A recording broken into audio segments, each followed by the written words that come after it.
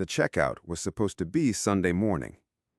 Daniel had listed the spare room on a short-term rental platform for the first time in February. Extra income. Simple. The guest was a man in his mid-30s. Good reviews. Paid up front. He arrived on a Friday, kept to himself, and on Sunday morning, the room was empty. Bed made, key left on the kitchen counter. Daniel thought nothing of it. He started noticing things in March.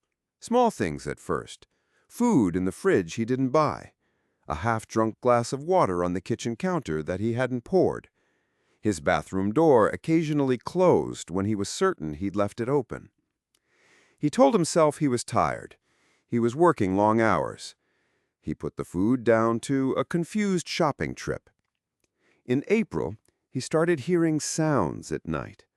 Not footsteps exactly, more like pressure, like someone moving very carefully on the other side of a wall.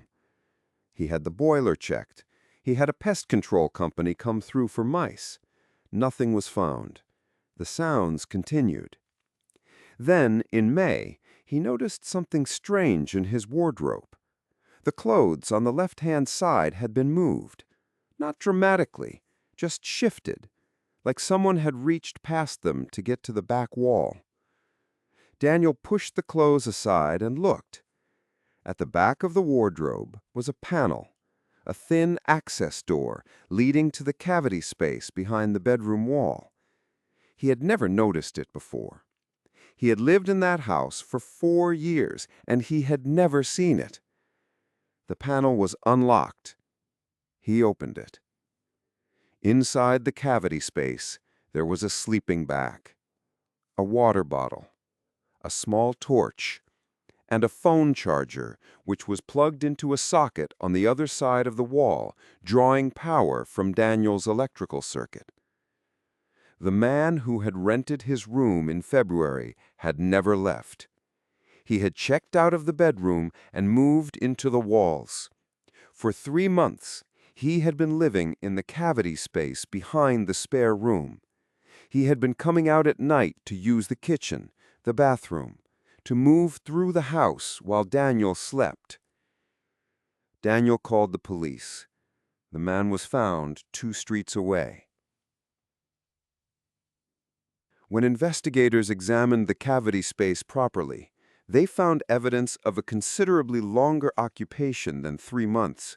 Food packaging, markings on the wall, a small mirror angled toward a gap in the plasterwork that looked directly into the main bedroom.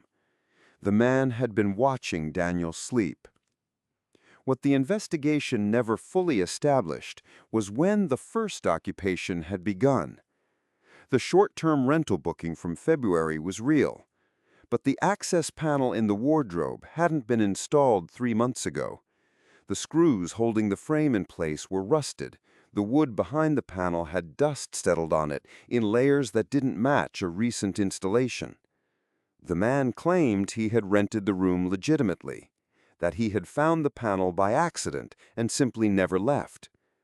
But someone had put that panel there. Someone had built that space.